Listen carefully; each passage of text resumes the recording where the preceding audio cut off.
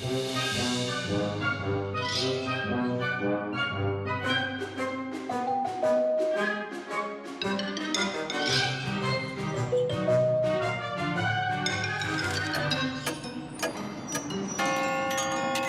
contes fantastiques de Macha. Écoutez-moi bien, parce que je vais vous raconter une des pires histoires que je n'ai jamais entendues de toute ma vie entière. C'est l'histoire d'un garçon pour qui tout allait bien, quand tout à coup, tout devint abominable. Il était une fois un garçon très courageux qui s'appelait Tolik. Ses parents l'appelaient toujours encore et encore, mais il ne répondait jamais.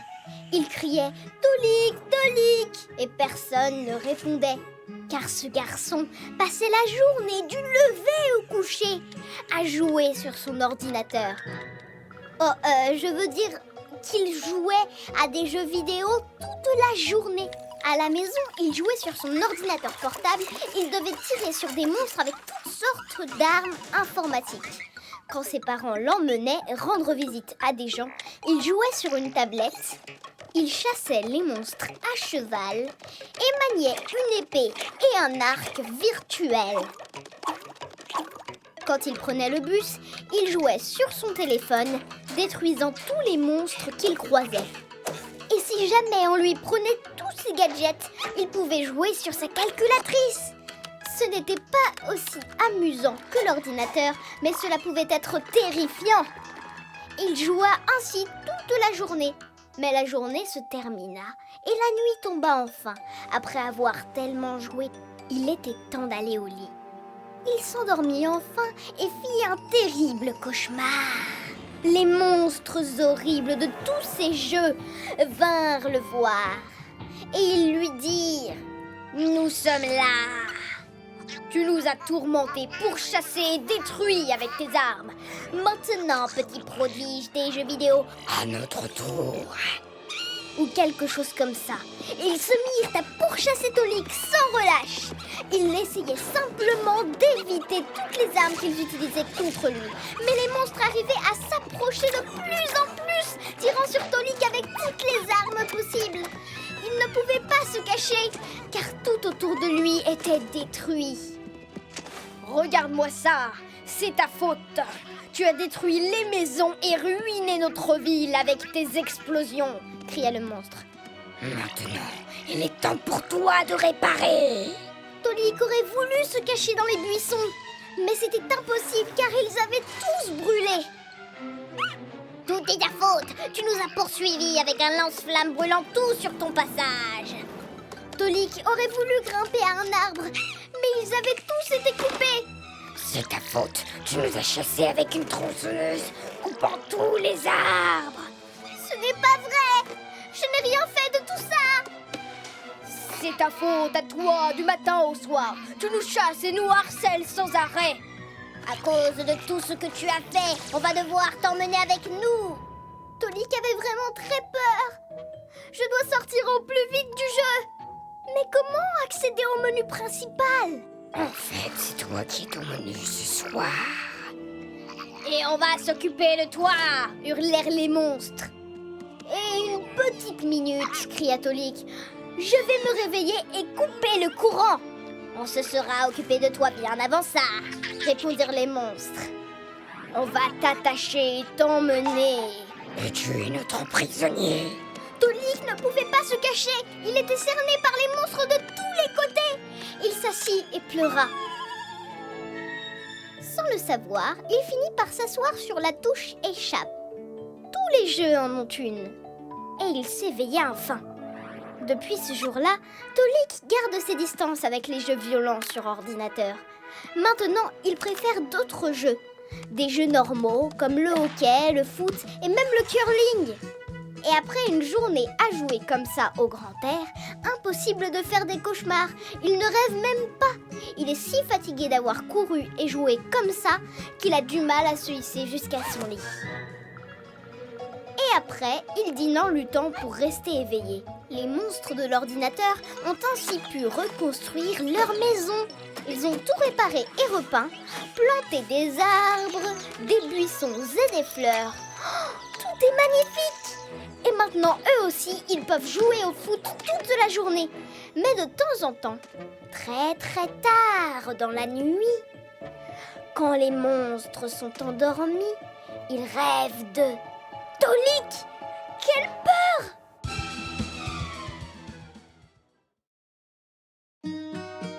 Aujourd'hui, je vais vous raconter une histoire vraiment effrayante.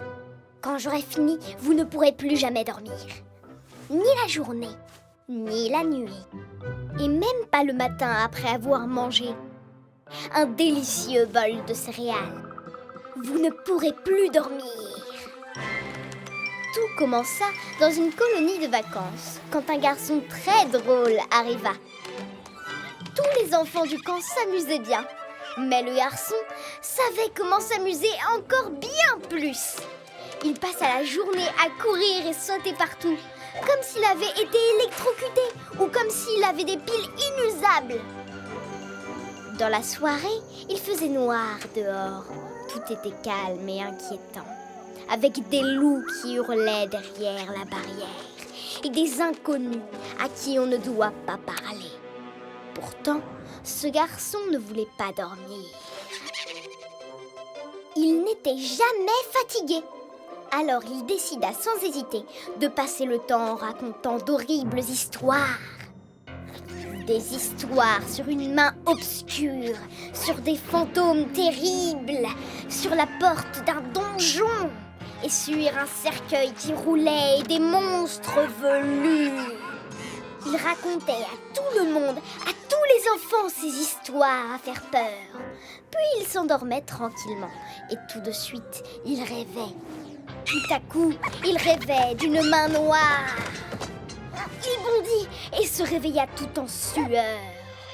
Et à sa grande surprise, sortant de dessous un lit, il y avait une vraie main toute noire. Elle avait de longs ongles noirs, très très sales. Oh là là, c'est dégoûtant! Le garçon décida de se sauver très loin, mais il trébucha et tomba car sous un autre lit, il y avait une jambe noire qui dépassait. Il se releva et juste devant lui, il y avait un fantôme avec des lunettes. Il était tout blanc et très très effrayant. Mais que faire? Il sauta d'un lit à l'autre et ouvrit la porte et sortit en hurlant pour s'échapper loin de ses membres hantés. Il se dit qu'il valait mieux risquer de sortir malgré les loups et les inconnus auxquels on ne doit jamais adresser la parole. Il courait en hurlant dans la rue quand il fut repéré par les lumières d'un véritable tombeau roulant. Il continuait à courir dans l'allée, mais les lumières continuaient à le chercher. Il était terrifié. Il courut encore en criant. Tout à coup, une grosse voix sortit du tombeau roulant. Stop! Où est-ce que tu cours? Pourquoi tu ne dors pas? Il était piégé, il ne pouvait pas s'échapper. Le dos collé au mur de la cantine, le garçon ferma les yeux, certain qu'on allait l'attraper. Là, un fantôme va sortir et m'emporter. Mais personne ne l'emporta. Un étrange et furieux animateur lui dit: J'aimerais vraiment savoir ce que tu fabriques, monsieur Histoire. Tu ne vois donc pas que tu es en train de faire peur à tout le monde avec tes histoires d'horreur stupides? Comprends-tu que tout le monde est effrayé? Monsieur Main Noire est caché sous son lit, Monsieur Fantôme s'est caché sous un drap et Monsieur Jambe Noire est enfermé dans la salle de bain. Il a tellement peur que personne ne peut le faire sortir. Et tu m'as joué un sacré tour, même à moi, le directeur du camp. Alors que j'étais en train de te pourchasser dans tout le camp, je suis aussi tombée en panne d'essence. Alors, monsieur Histoire, tu n'as pas honte de toi? Qu'en penses-tu? Il avait honte. Il était très embarrassé de son attitude. Alors, il s'excusa auprès de tous les garçons pour les choses effrayantes qu'il avait racontées avant de dormir. Il promit aussi au directeur du camp de lui racheter de l'essence. Enfin, quand il aurait son premier salaire. Mais je pense que le directeur ne l'a pas cru, car il a soupiré très fort. Il appela les parents. votre fils raconte des histoires effrayantes. Sur une main toute noire, un tombeau sur roue et le tour terrible qu'on lui avait joué la veille. Arrête-toi! Et bizarrement, seule sa pauvre mère fut effrayée. Mais son père, bien au contraire, promit de prendre la situation en main.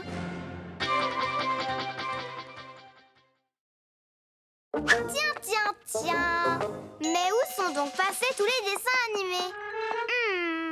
Je dois absolument résoudre ce mystère. Si tu veux mener